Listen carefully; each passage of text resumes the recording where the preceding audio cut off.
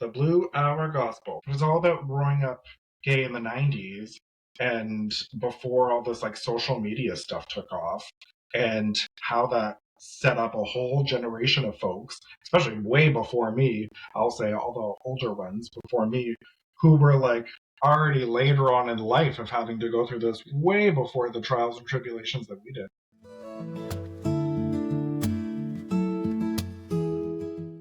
Welcome, everyone, to another beautiful episode of the One Moment Podcast. Now, I think if my memory serves me well, this is number 2 recording since the big surgery from February 26th. Now, I can always and easily get selfish and self-centered and make everything about me. But today is not about me. Okay, it's far from being about Kevo. Everybody knows who I am. If you've been following us on social media, Apple, Spotify, YouTube, whatever, it doesn't matter. LinkedIn, doesn't matter. Everybody knows who I am. I don't have to introduce myself. Now, we have a very distinguished guest on our show today. Now, it's interesting, okay? Because how this young man and I got connected. He reached out to me probably about 8 months ago, maybe 6 months ago, whenever. It was around fall, sometime in the fall of last year. And he was, we were talking about, he reached out and said, "Hey, I would like to see about, such and such on your podcast, so on and so forth." And just like I do with all scam artists, I sit there and send them a whole bunch of emails back. And the guy was like, whoa, whoa, whoa, hold on. I'm not a scam artist. I've been there, done that before. And I'm like, prove it. So that's how we got introduced to each other on social media. And come to find out, he's not actually a scam artist, and he actually just wants to get on the podcast. I'm not a bot. Fancy that. Right. So we're here to talk about some critical concerns and some major issues, and of course, talk about his book. That being said, if anybody hears anything today that is triggering to you, please reach out and seek help immediately if need be. You can go to a local emergency department, local crisis center in your area. If you stay in the Western Hemisphere, U.S., Canada, South Central America, there's 2 numbers you can also dial. One is 911, and the other one is 988 for the local, for the National Crisis and Suicide Hotline. So, with that being said, Mr. Colin Belcourt, how are you doing? Is it Colin or Colin? Everybody pronounces it different. They do? All I've ever heard is Colin. The Colin, most I get okay. is people say 1L or 2Ls, and I'm like, right, I forget that 2L people exist.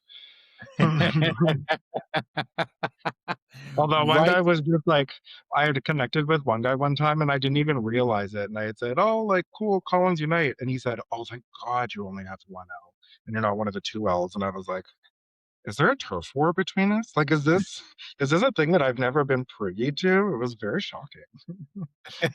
Right. Actually, hearing you talk about that story about the about us meeting, I was like, now afterwards, I'm gonna go back and find that first message that I sent you because I can't remember your response exactly. But I was just like, oh. It's like, I don't know. Do I come across as like a catfish or like a bot or something? But then I was like, wait a second, it's LinkedIn. You always get those like soft cold calls where people are like, I would love to connect with you. I find you so fascinating. And you're like, oh my God, thank you so much. And then 2 seconds later, it's like, do you want me to generate 500 leads for you? Like, Right. no. So much Mm. for me being fascinating. But yeah, no. So I definitely want to go back and find that now because No, go ahead, please. Because that was so hilarious. That was so hilarious. I'm telling you, the very first conversation, absolutely, it was hilarious. it So, was. Because I think you said something too about like, okay, let's connect on WhatsApp then. And I was like, hell no, am I connecting with you on WhatsApp? What am I getting into? And then the minute I did, you were like, oh no, it's okay. And like you were like so warm afterwards. And I was like, okay, now I know. Now it's just the sales. right. Oh yeah. No, hey, listen, you're not wrong on that one. So listen, you're here to talk about some important stuff, and we're here to promote your book too, right?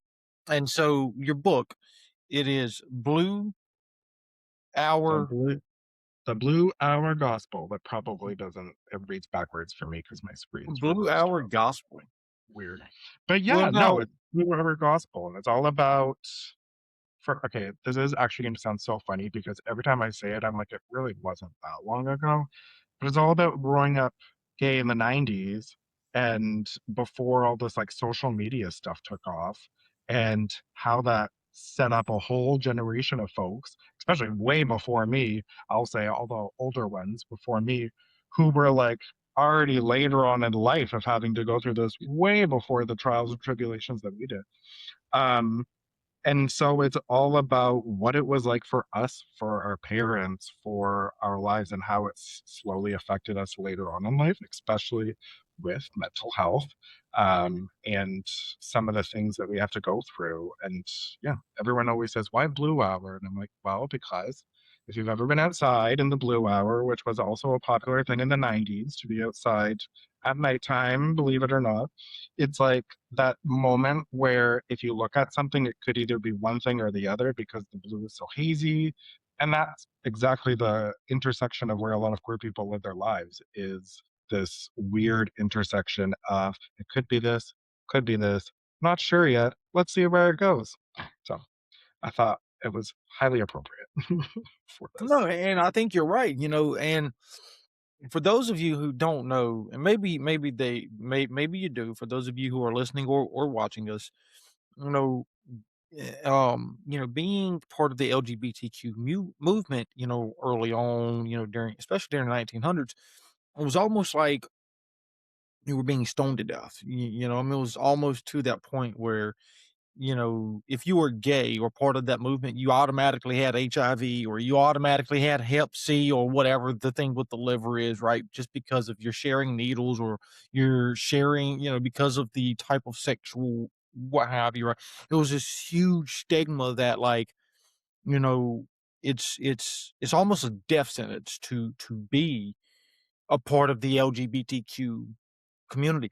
No, I'm not being like, for those of you who don't understand or don't know the history, I don't mean like physically being dead. I mean like it's literally a death sentence socially. It's a death sentence mentally, psychologically, spiritually.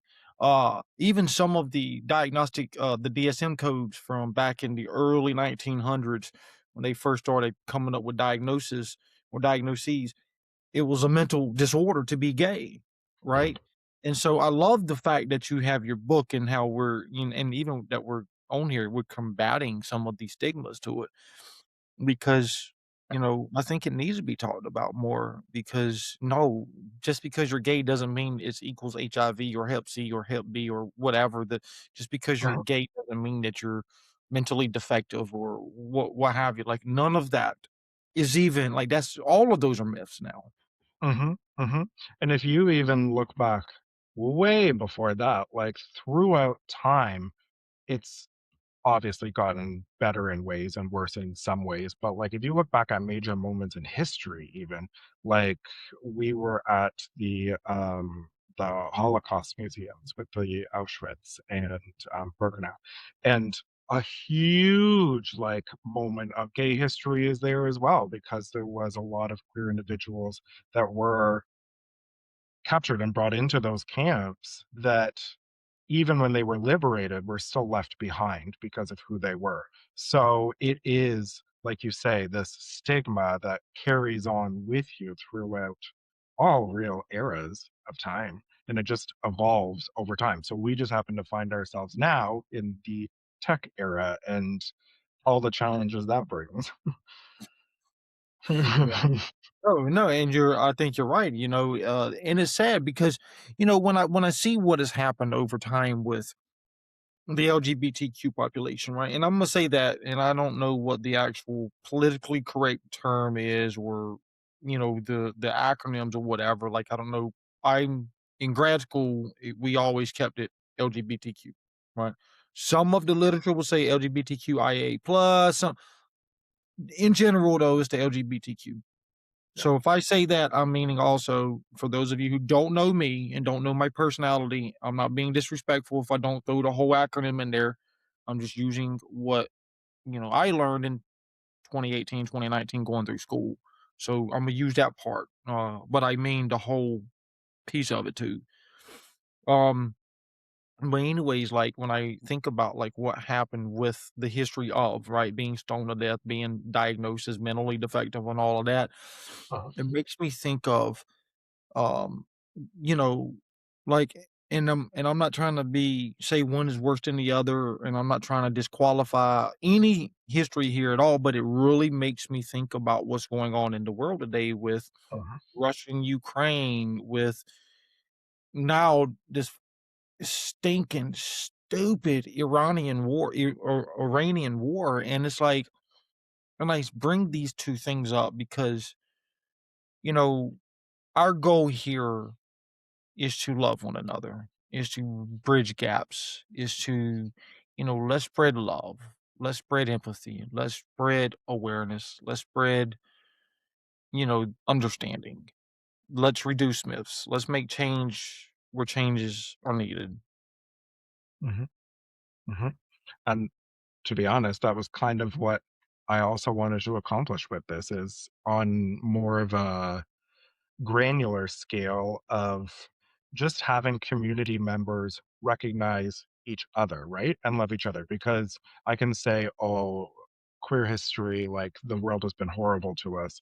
But a lot of the time, a lot of the more like internalized moments, the intercommunity dynamics we're not always the best to each other either. So it was a almost call to action to be like, remember that we're all people, right? Like we're all going through the same things in different, minor, different ways and experiencing the world in different ways. But at our core, we need to be supporting each other. We need to be looking at things in a different light because if we don't, we're just going to keep perpetuating the same stuff over and over again. Oh, and I love that you brought that up because history repeats itself. And I think because we tend to forget Hmm. about history, and I don't wanna use the word, like, outright forget, but I think it's more so on the idea that we don't truly bring awareness to the history. You see what I'm Uh-huh. saying? Like, we Uh-huh. just, it can't happen again, or, "Hey, we've been there, it's not gonna happen again." Uh-huh. And I think that, you having that book, and I want to talk more about the book too, don't get me wrong, but, I mean, what we're talking about right now is important. And Uh-huh. I want the audience to know more about the book, so I definitely want to give you your time to, Uh-huh. also your book too. But I think that, like, people tend to, we have these naysayers about, like, what, the Holocaust is, right? No, the Holocaust never happened.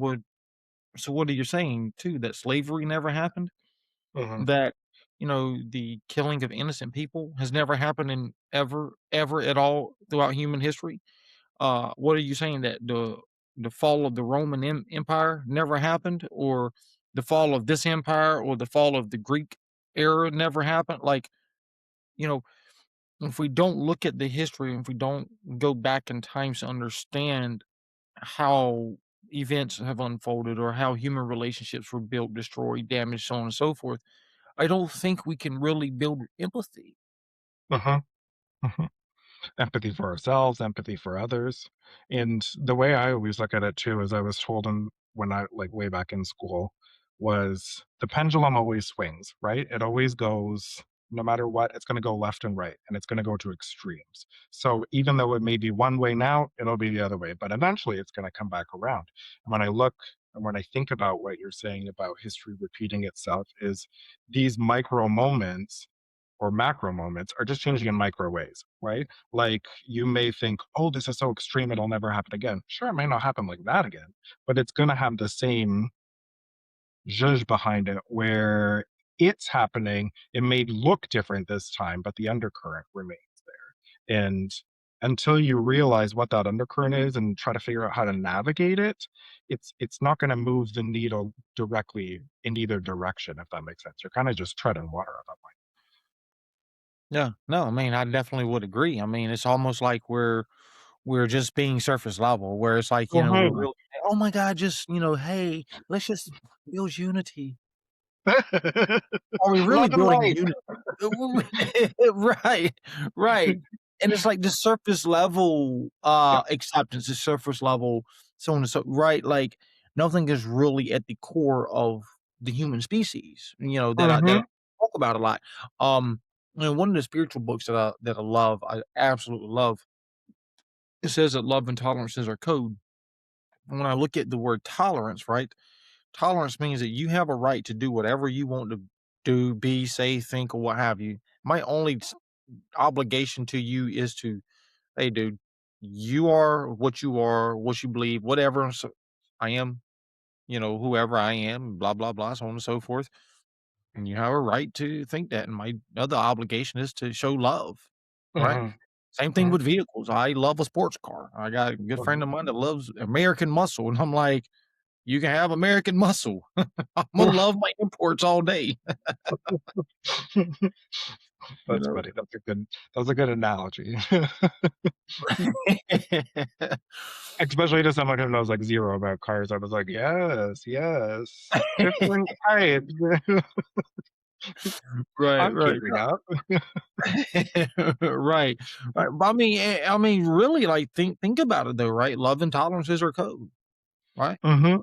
It is the code, and I think too when it comes to love and tolerance is there's a side of it that, like, to go to the book in particular, is all about being vulnerable, especially in a world where vulnerability, I would say, isn't necessarily supported in the best ways, and in order to break these type of chains or trains of thought or, like, one or the other, is to be vulnerable and let people in, so I think there's a little bit to say about that, but I mean, at the same time, who wants to be vulnerable? Who wants to be vulnerable where you can go online and see like 10 hateful things about you? Who wants to be vulnerable where you live in a world where it doesn't matter what you say, it's always going to be one way, right? Yeah. So it just takes one person being a little bit more at a time, and maybe it just inspires someone else to Yeah. say something or speak up or change something about themselves. Right. No, and I think you're right in many areas because, and even on I love that you said the pendulum swings both ways, right?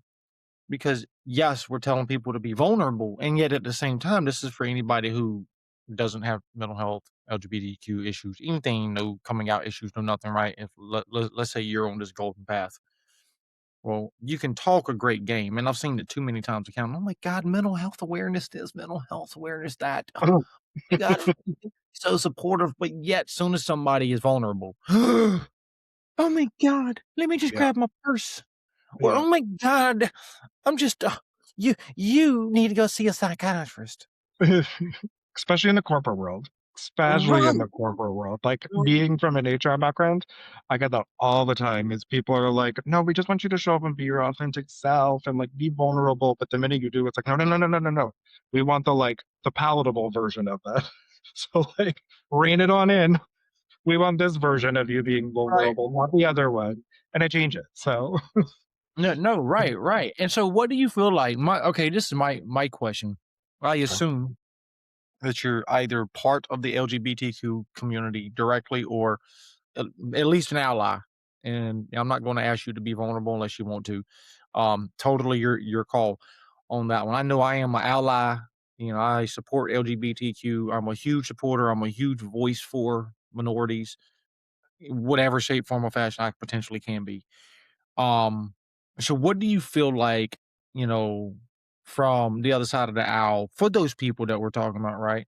Like, Mhm, there's all about mental health, this and that, and everything else until it really boils down to the wire, right? Like, oh my mhm, God, I need to be the more palatable version of you. Like, mhm, what do you feel like through your experience needs to be done to help like bridge that gap there between those who are all about it on the surface level versus those who are actual genuinely about vulnerability, about helping, about showing up and being authentic. What do you feel like mhm, is some of that maybe a gap, or how do we bridge it? I mean, that's my question. yeah. I'm like an exorcism, would that be simple enough? No. Um I think, like, personally, as a gay man, it's like when people tell you to be vulnerable or, like, share your experience or something, um, I think, and just it doesn't even end with the queer like perspective. It could go anyone from like substance abuse problems, gender, like it doesn't matter what it is.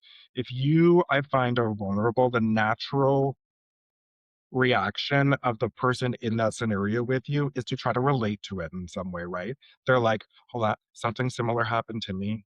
Something like did this, to which I'm always like, okay, congrats. Like, I get it, we're all the same, but like, there's something about when someone is being vulnerable to you, just being in a place to listen to them and saying, and how like, "How are you? How are you? How are you feeling about it?" Like, "How what are you like?" Like, celebrate that person in the moment. Don't try to I know it's human nature to be like, "Oh, I wanna help," and, like, I help by relating to it, but it's also like, no, you gotta just meet that person where they are and celebrate them for what they've been through and what they're trying to share with you in the moment.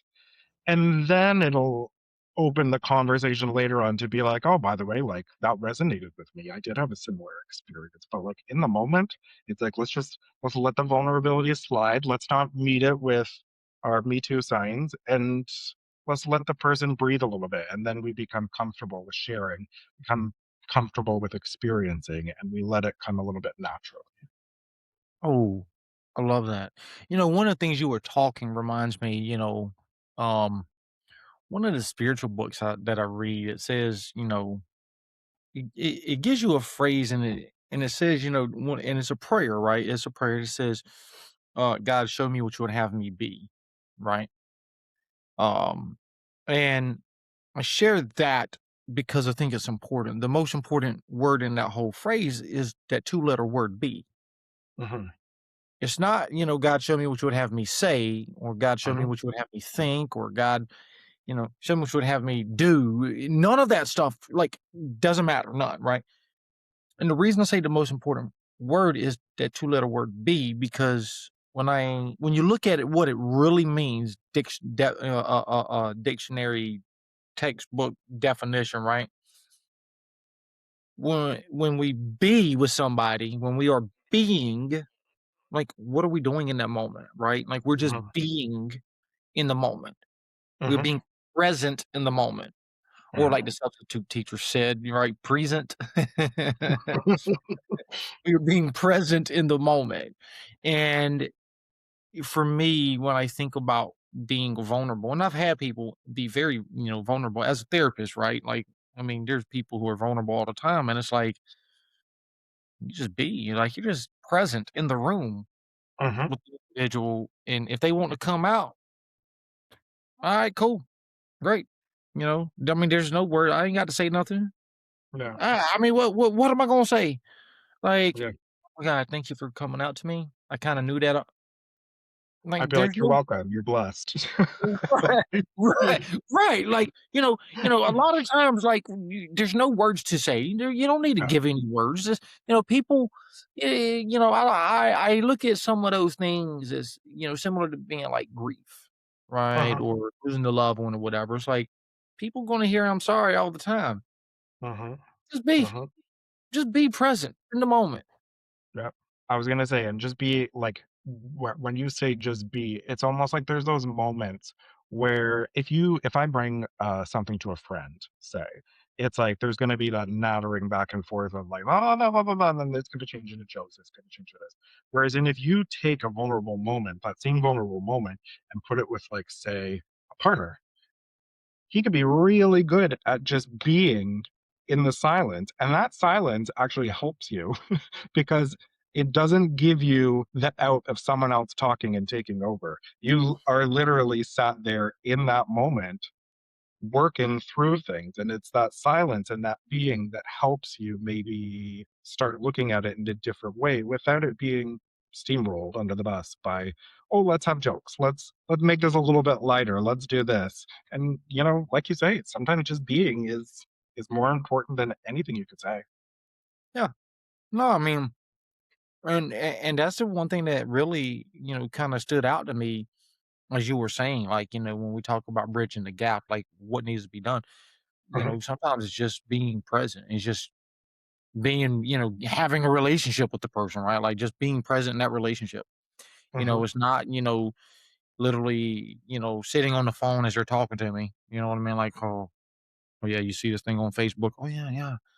Oh, thank you for coming out. Hey, did you see this? You know what I mean? And I'm Mhm. just using it as an example, right? But like, Uh-huh, if you're on the phone, like if you're sitting there watching TV and watching the politics or whatever that's on TV, you're not really present with the person. You're not really uh-huh, giving them the time, the space, uh-huh. that environment that they need in that moment as they are being vulnerable. Totally. And some people just need more to digest. Some people need less time, some people need more time. I mean, I don't judge either way. I personally think always the more the better because and that's coming from me who's incredibly high strung, incredibly anxious, and expects something to like kick off right as soon as I say it so I don't have to think about it anymore. But I found to be more successful, it does benefit when you give it more time. So I would love to practice what I preach, but I don't. But I I do. mean, I mean, for example, so like writing this, my parents didn't know half of the stuff. Like, bless them. They weren't absentee parents. They were very like involved in stuff. But still, the difference between like gay life and straight life, they were not aware of about 85% of what happened to me, what was going through me in like different parts of this. So writing this, you want to talk about being vulnerable. I was like, they're gonna have to sit with this. They're gonna have to read it, and they're gonna have to go through. I mean, they didn't have to, but they did. Plus, and I gave them that space and that time. As much as I wanted to be anxious and be like, "What did you think? Did you like this? Did you do this? Did you talk about this? Did you want this? Did you want to do this?" It was like, no, you're being vulnerable. You're literally showing up in a place where you're putting yourself on a silver platter. Just let people be, and it goes two ways. So that's my way of thinking about it in that way too. Is that even though you want to let the person who's vulnerable with you, I would prefer to let you be as well because I would hate to like drop something major on you and then keep talking and talking and talking and put you in an awkward situation where you're trying to like you're trying to literally take it in but respond. And if you say potentially the wrong thing or you don't say it in a specific way that that person likes, it can damage it even more, right? So it's a two way. Everything is a two-way street. yeah. No, I mean, I think you're right. I think it's one of those things. I have to have my time to process, and so do you. You Mhm, know, and sometimes it's literally the essence of just being silent and just letting mhm, the moment be. I don't have to mhm, control the current circumstances or the atmosphere or the environment. I don't have to control what you say and what you think and vice versa. mhm, You know? And at the end of the day, and this is what I help patients understand, and I think it's very important that I help patients understand this, is you know, you can take the LGBTQ, you can take the straight, you can take this, you can take that off, right? All these labels we add to ourselves and to help us understand and categorize life and circumstances and sexuality or what have you, right? mhm, Let's take away all these labels. mhm, And what are we left with? mhm, We're just left with the us. Like we're just a human being who has thoughts mhm, and feelings. I have a heart just like you have a heart. I have veins just like you have veins. I have mhm, 2 legs just like you have 2 legs or, unless I'm, the person's in a wheelchair, at least they did have, hopefully, right? I mean, essentially speaking, there's not much difference between us and the next person, mhm, regardless of skin color, regardless of sexuality, gender, regardless of what have you. mhm. Goals doesn't matter. They have Yeah, goals and desires and dreams and yeah. I think it it's like boils down to just how we experience the world. Like the world is a vastly different place for me than say it was with one of my friends that I talk about in the beginning of the book. The way he grew up and the access that he had to things is much more different than mine. And sometimes that boils down to the sound of my voice, right? If I walk in a room with him and I obviously sound like me and can be identified or put into this bucket of, "Oh, you're gay. Here you go."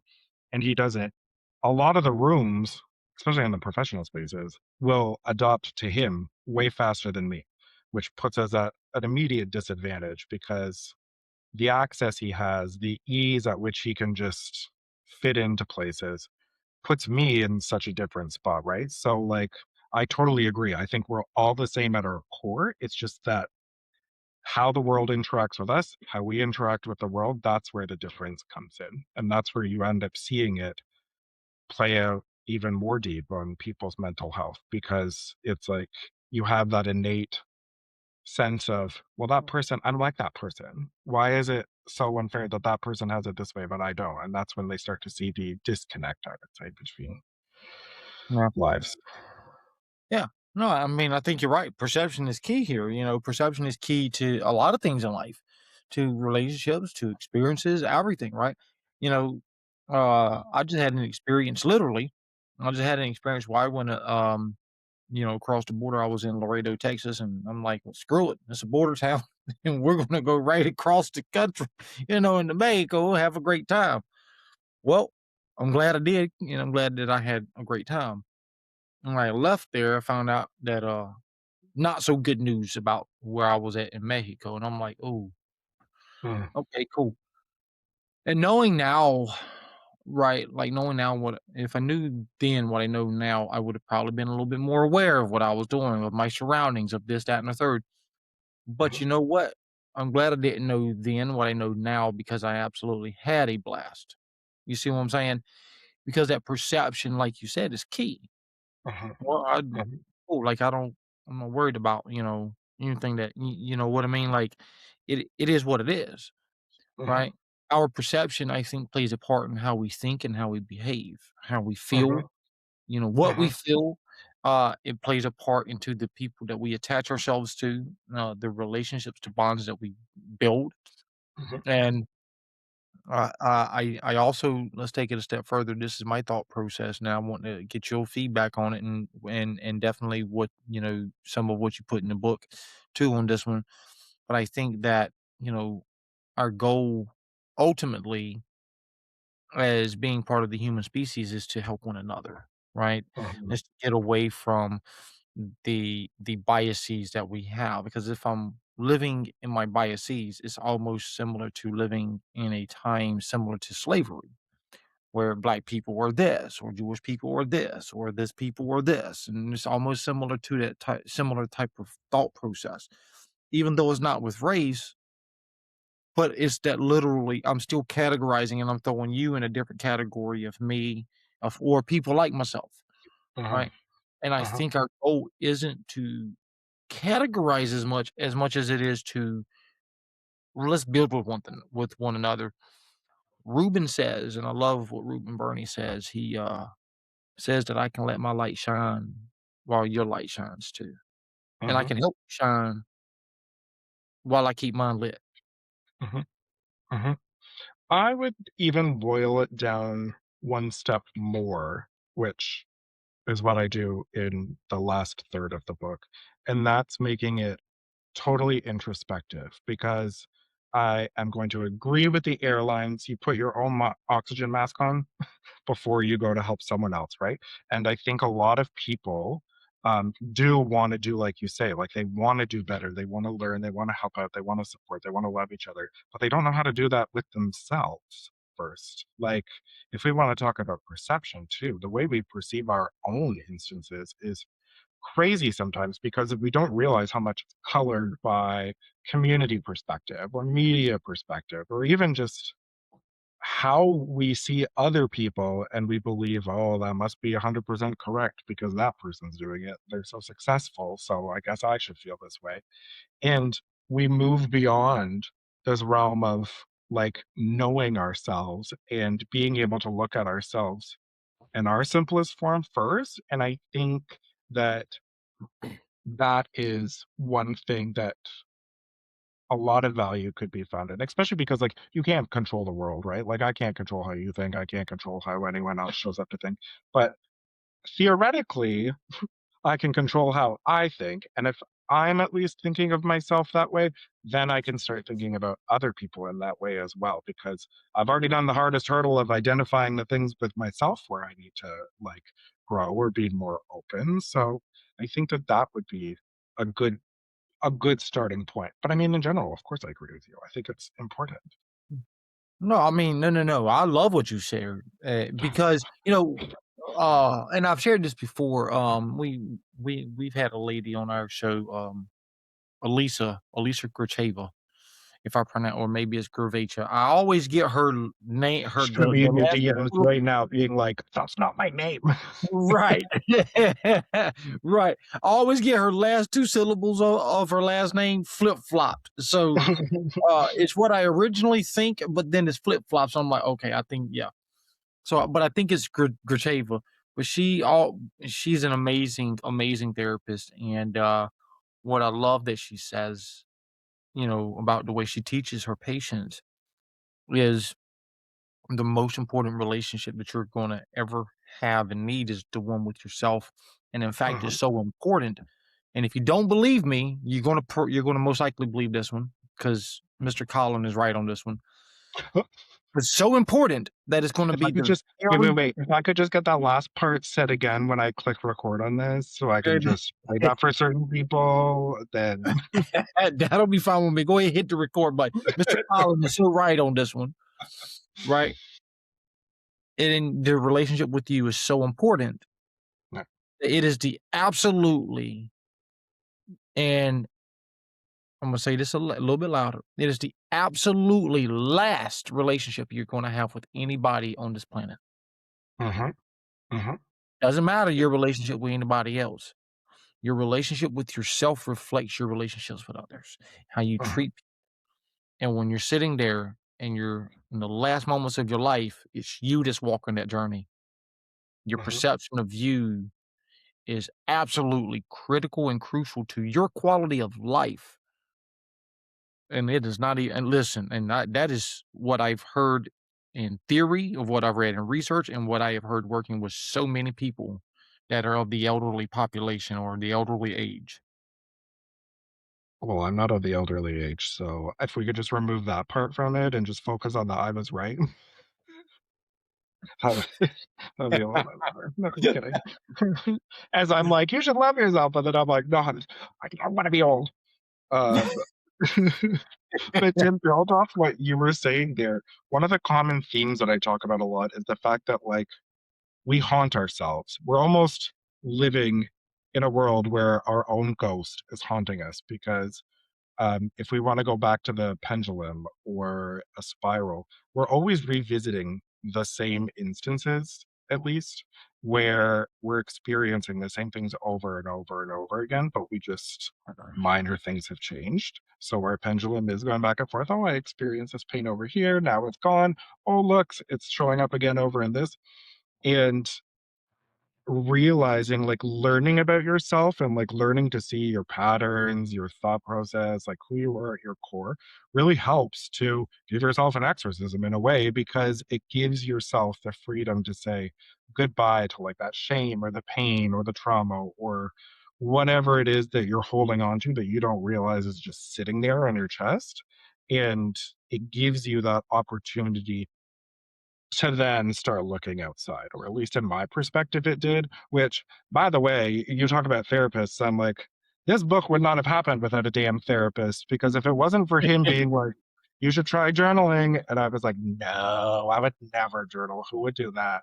And he was like, you should. And then he kept making me do little activities. And then before I knew it, I was like, well, guess what? I wrote a book. So if it's bad, I guess I can blame you.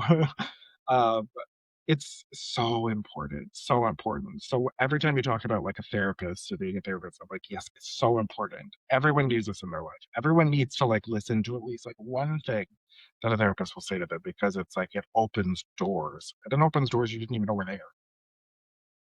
Well, let me take it a step further then, Okay. right? One of my spiritual books says willingness is key. Uh-huh.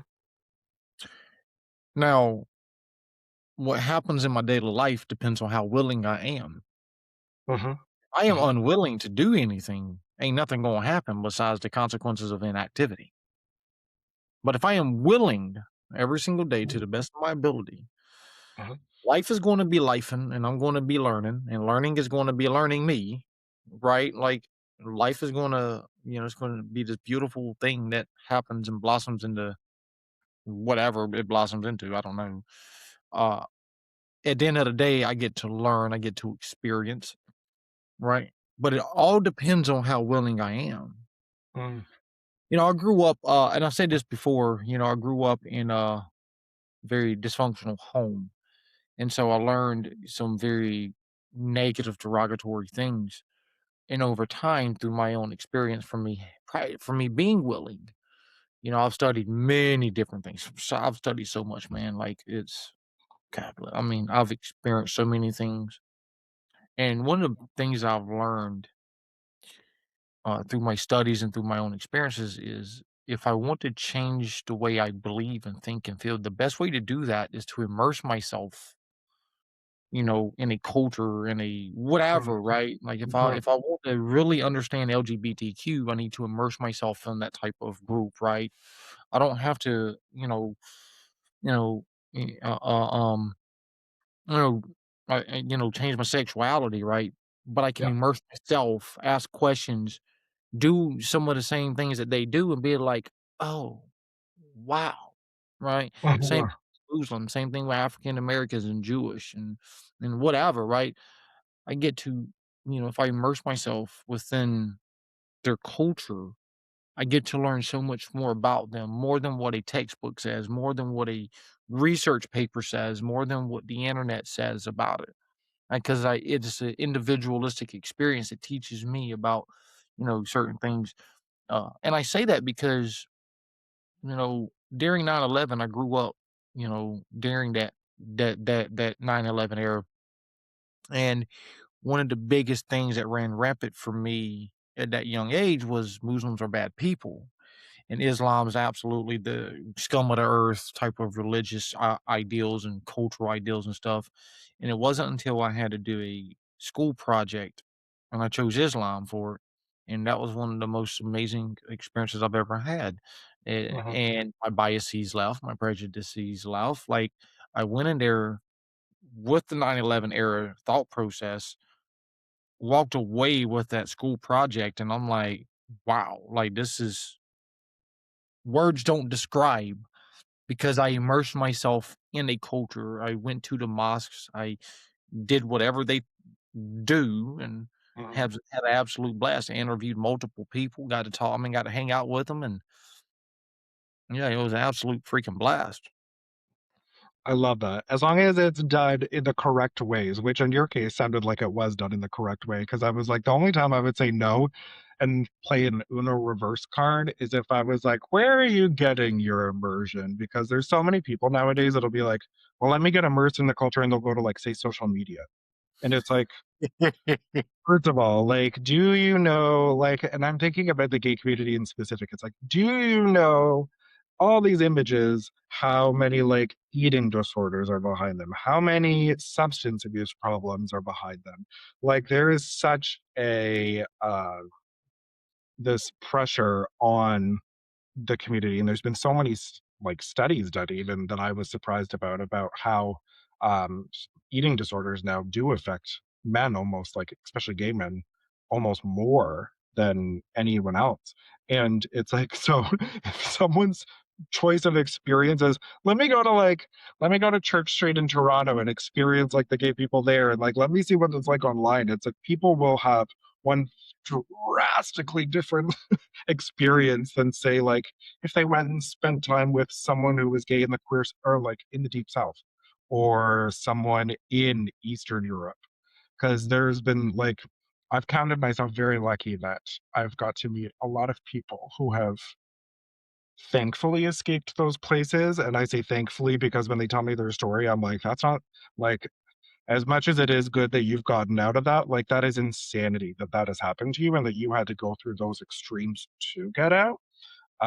But it's so different. So like that would be the one caveat where I'd be like, immersion done right, yes, 100%. Yep. Yeah, no, no, I agree. And yeah, listen, what Colin is saying is absolutely true. I can't just go hang out in a social media group. No, no, no, no. I mean, that's like, when I was up in Philly, there's a big thing about Kensington Avenue and how bad Kensington Avenue is. Well, if you're not from Philly, you're just gonna see a YouTube video on it, some social media views. Well, on my last day in Philly, I said, screw it. I rode all the way down Kensington Avenue. Like, literally, as I'm leaving, I said, "Forget this. I'm gonna take my last hour or so. I'm gonna go from one side of Kensington Avenue straight down the other. And it was Mhm. sad. It was sad on what Mhm. I saw. Like I was able to see it firsthand. And, so you are right. It's the type of immersion that you have. Totally. Do I just want to watch YouTube videos all day of Kensington Avenue, or do I want to experience what it really is to get a true feel, empathetic feel, Yeah. right? Of what Yep. it actually is, and I get to see it myself versus watching this video on YouTube or social media. You're absolutely right. Like, I Yeah. absolutely 1000% agree with you. It Yeah. is I think it is very crucial that it is the right type of immersion, because then you have people who are in Canada and the US, they're not stoned to death, right? They're not, you know, hung Public. or whatever, put to they're not, murdered for their belief. Mhm. You have people in many third world countries that are part of the LGBTQ population that are. Mhm. I mean, the moment they say, "Hey, I'm let," like, they don't even get the whole lesbian part out, like, it's beheaded all. I mean, it's literally that, right? Mhm. Uh, if you say that, "Hey, I'm transgen," that's it in these countries. I mean, many of them are third world, not all of them, but many of them. There's many Mhm. countries out there, Mhm. and there's a huge stigma to LGBTQ, and it's like, it's time to, I think, change, like, regardless of whether we believe in it or not, Mhm. neither here nor there. The Mhm. least we can do is still treat them and treat people in that population Mhm. as being part of the human species. And that's what I'm Mhm. advocating for. I advocate for that. I don't care. Like, I'm not gay. I'm not lesbian. I'm not none of that. I'm not transgender. But we're all humans, and my goal is to help advocate where we can. Yeah. And I think the best way almost if I'm thinking about different types of immersion is funny enough, and I don't and I'm like, I'm saying this in my head, and I'm like, "Is this gonna be the cringiest thing I've ever said in my whole entire life?" It's Go ahead. reading by my book. But, like, the literature that there is first of all, like, I will be completely vulnerable here and say, I don't know a lot about, like, the gay community and the queer community because I've had such experience where I've chosen to live it outside of the thing, outside of the main, like, hub of being included in it.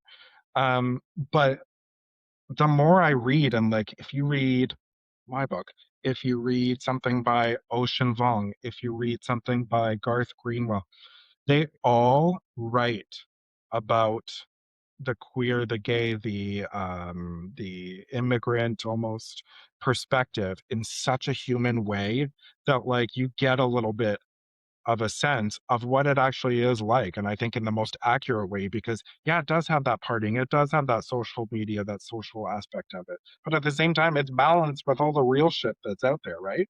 Like, it's not just one pretty picture of, "Oh, this is our life, and this is how we learn, and this is how we grow." It's like, this is how we experience things, and I think you get it that way, so that's why I'm like, I love this, but at the same time, I don't wanna be that cheesy person that's like, "And you can learn about this for 9.99 when you purchase my book on Amazon." It just feels dirty. But those other names are great starting points. Oh god, I love it. No, no, no. Look, yeah, I mean, listen, you are right. I mean, there's so many resources out there Mhm, to buy, to read. There's, whether you want free resources or not. Like, you know, I would definitely encourage, like, anybody, like, buy the book.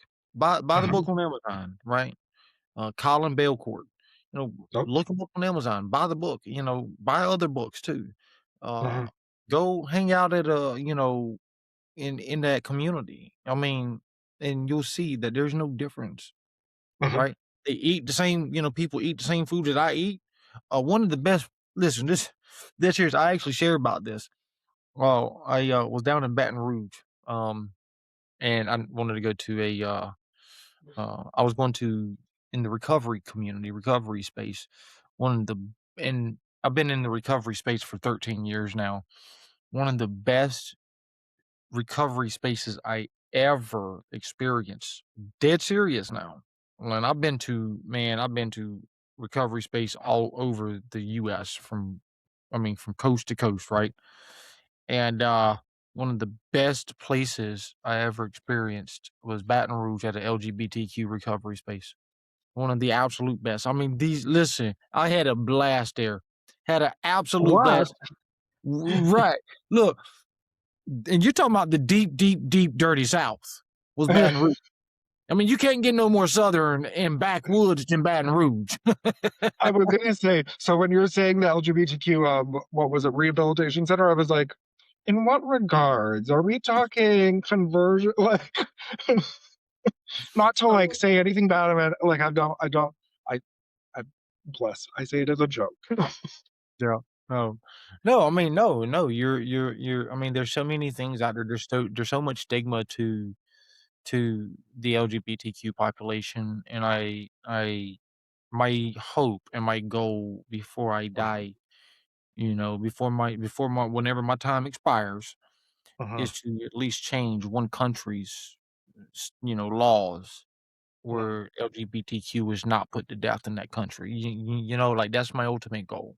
I want to mhm, at least say that I was a part of that, that mhm, you were a part of that because somebody sat here and watched or listened to this episode today, mhm. and that they went to their state legislature in that country or whatever and said, "Hey, this, that, and the third." And I hope that this country flies you and I in so that we can advocate for. Hey, listen. Global. I was gonna say global sensation. I see it now. Right, global sensation. You're like the manifesting level here where we're getting into. Like, listen, we're gonna speak it into existence like The Secret says. Talk it into existence, right? One Moment Podcast, changing lives globally. I'm gonna get a banner that says that. I love that. Wow, but yeah, It's a good no, goal to have. do I? It's a good goal to have. Like, I think the global aspect, which is like one of the benefits, I think, of the social media ages, is really seeing what it or like having access to talk to people all over the world and hear what it's like because we are very segmented, especially on like this side of the planet of what life is like. And like it does have its ups and downs and it's not all perfect. A lot of people will always message me from like say different places like Nigeria or Eastern Europe and they'll say like, "Oh, like it's probably so good there." And I'm like, "I mean in relation, yes." Hell, if we're going off of relative, yes. To a lot of people here though who've never experienced that, I'm not saying it's right or wrong, but to them they're living in a horrible spot because of how they're treated or how like their local culture is and to them it is something horrible, but like at least with the social media now we get to you have that opportunity every time I see someone in say one of the like groups and the professionals groups and they live somewhere else in the world. I'm like, oh my God, let me connect with them because I just want to learn. I want to learn about you, what your life is like there, because hell, I know what my life is like here. Like I want to know what it's like there so I can maybe help one day there because I mean, I'm like you. I'm like, please let me do something good with my life where somewhere else in the world, all of a sudden someone becomes safe. That would be like the cherry on top. Yeah, no. Hey, listen, I'm right there with you. One of my good friends says, "What kind of legacy do you want to leave?" I don't mean like, and I don't think he means by like, what type of investments do I want to leave family? What type of this do I want to leave? What type? Right? I don't. It's ain't got nothing to do with monetization here. Hmm. Uh, and I think you're right. I think for me, man, I think my legacy is the same. Right? Like, there's so many countries that. There's about a dozen countries right now that criminalize suicidal thoughts and behaviors and attempts. It's like, wow, you can't even go to your therapist or to a helping professional, even a medical doctor, and say, "Hey, I'm thinking about, harming myself," or you go to jail. You see what I'm saying? Like, Hmm. uh, and I get that people think that you can legalize or criminalize or whatever suicidal thoughts and suicidal behaviors, and it reduces the mental health problem, but no, it actually doesn't. It really doesn't. It just makes it where people can't talk. People can't Hmm. be vulnerable. I mean, same thing with LGBTQ. You can criminalize all day LGBTQ and put their head on a freaking platter, but it's not going to solve LGBTQ, right? It's not going to stop somebody from being LGBTQ or part of that population or what have you. It's just not. Suicidal thoughts are going to be there. LGBTQ is going to be there. Okay, and so what's the best way to to do it? Well, stop criminalizing. That's number one. Stop penalizing. Mm-hmm. That's number one. Number two is talk, build Mm-hmm. relations, build relationships. Mm-hmm. Right. That's number two. So both of those things need to be done across across the world, across the globe, in every country. Mm-hmm. Yep, because everything, like, all those people, doesn't matter what you're criminalizing, they've just now it doesn't, like you say, it doesn't poof, it's gone, right? It's gone in the sense that you can't see it, maybe, if that person can acclimate in a sense that they're not visually or auditory clocked by someone, but other than that, all you've done is just internalize it, and you've probably made it worse. Like, if I think about half the instances in this book, if I had been comfortable about talking about it, I think about how different life would be in general. You know what I mean? Like, if there's more support for young people and they become comfortable with saying, "Hey, you know what? I was assaulted. I have this. I had like something I've gone through this sort of scenario where I was hurt in a way," right? That there would be a greater chance for these things to be fixed and for us to actually like help each other versus being like, "Nope, that doesn't exist anymore in my world. Thank you so much, but like that doesn't, no, it's illegal." And it's like it doesn't just go away. So that person's just taking it all inside of themselves and then becoming overly Yeah. stressed, depressed, anxious adult. No, I definitely agree. And if you think about it from that perspective, I teach patients that we're just like hot water heaters, right? When that pressure relief valve fails, what happens? Mhm, You mhm, know? And so when you criminalize and penalize suicidal thoughts, suicidal behaviors, LGBTQ this, LGBTQ that, you penalize and criminalize, add to the list infinitum, you're making people retract and go in. I mhm, can't talk now. I can't mhm, be a part of the human species. I can't be this. I can't do this. People aren't able to be authentic, right? And I think part of our human development, and this is truly what I truly believe is, and this is part of my theoretical modality. This is what I teach from clinically, right? Uh, I think part of our ultimate goal in life is to be authentic. hmm. I think so. I think maybe I'm could be misunderstanding it, but like I think for the most part I would agree. Like when you think about being authentic, it's like everyone, I don't think there's a single person in the world that's like, "You know what? I do not wanna show up as who I am. I would love to keep this mask on."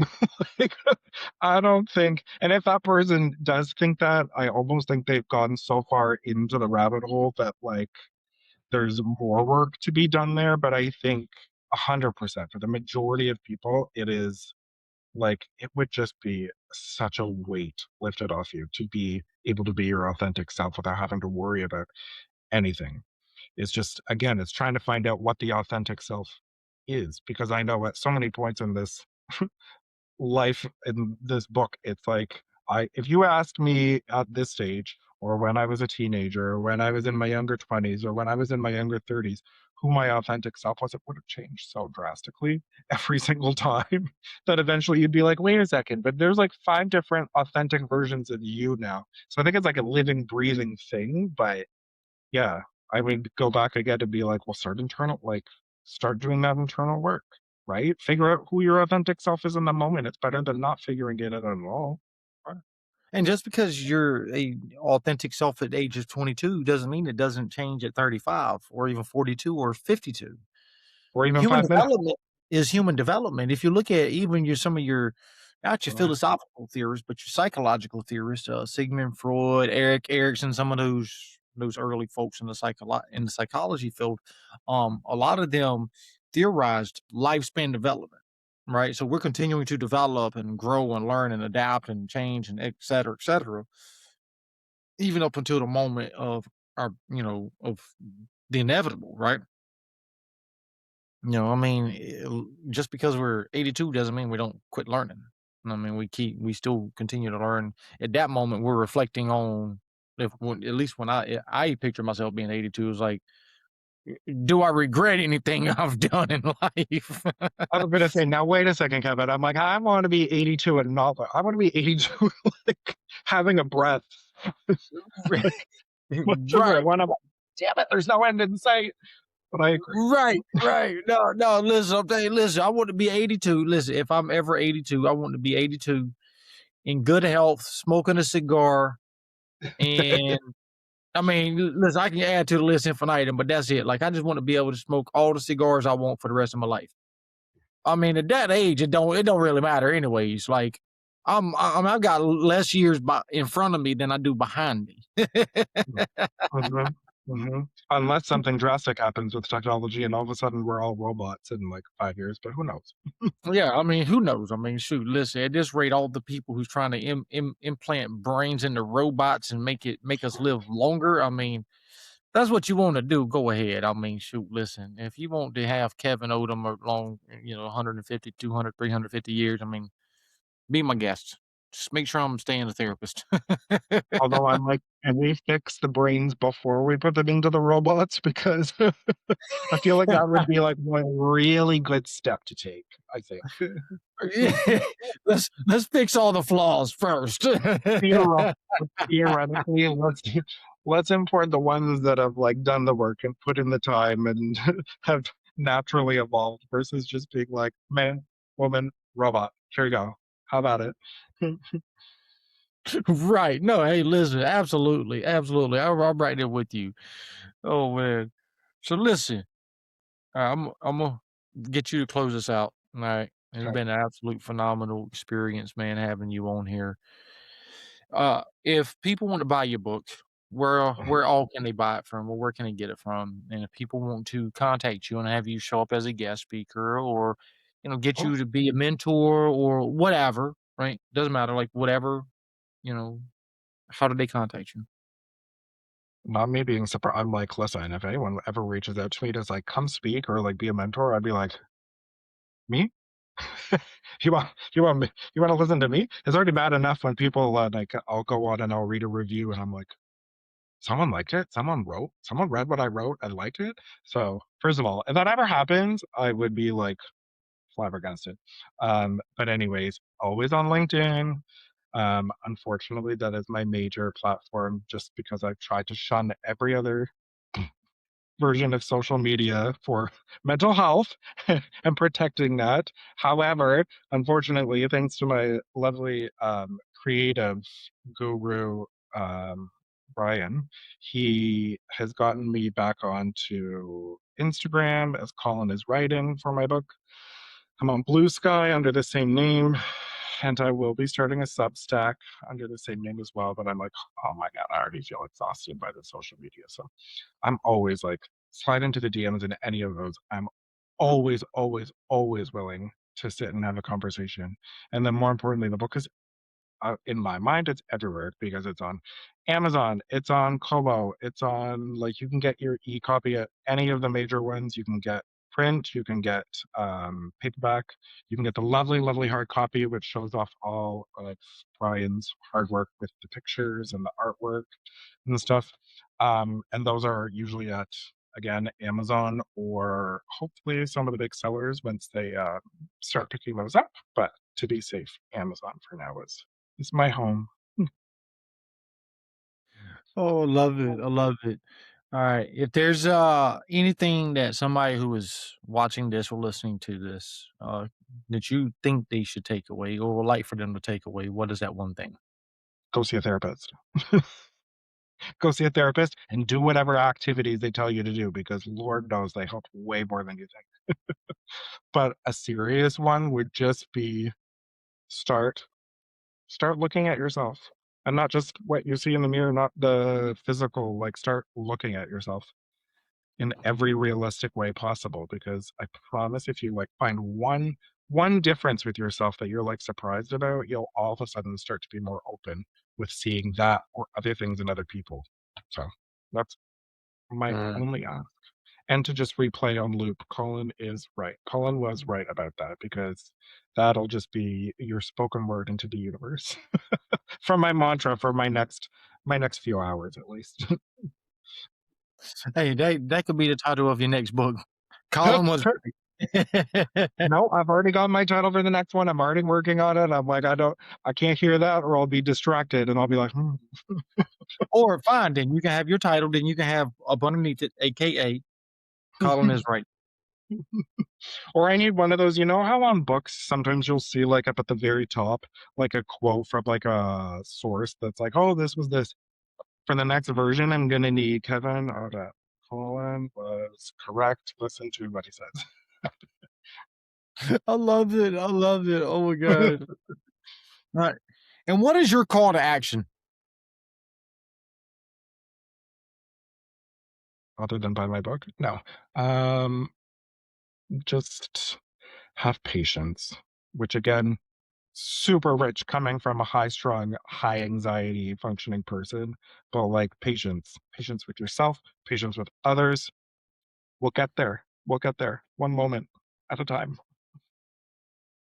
Wow. I couldn't have said it better than that. I mean, patience I'm sure is you a virtue.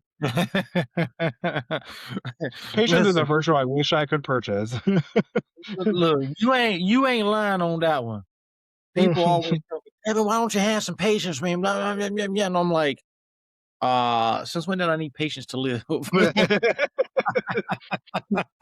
Listen, if I had patience, this book probably would have taken at least a few more years to come out. So sometimes it's good to be a little bit like on it. But Right. that's not ruining my call to action. So no, have patience. Have patience, y'all. Have patience. Listen, I'm don't like, do wait, as next we do. Okay, don't do as we do. Just do as we say. Have patience. I love it. Oh Lordy, man, I've had a freaking blast up here. Folks, listen, y'all have heard it best. Okay, vulnerability, patience, coming out, LGBTQ, advocation, suicidal thoughts and behaviors, changing and helping to save lives. Y'all, I mean, and we can add to the list, right? Add to the list. So again, you utilize your resources. Please utilize your resources. And listen, you can follow us on almost all social media that we're on: Apple, Spotify, Amazon, Audible, Twitch, YouTube, X, Facebook, Instagram, TikTok. I mean, we're across the board. Same thing with Colin. Uh, listen, check us out. Check him out. Follow us, like, subscribe, share our content. Mr. Colin, thank you again. Okay. Thank you so much. I enjoyed it. Thank you. Absolutely.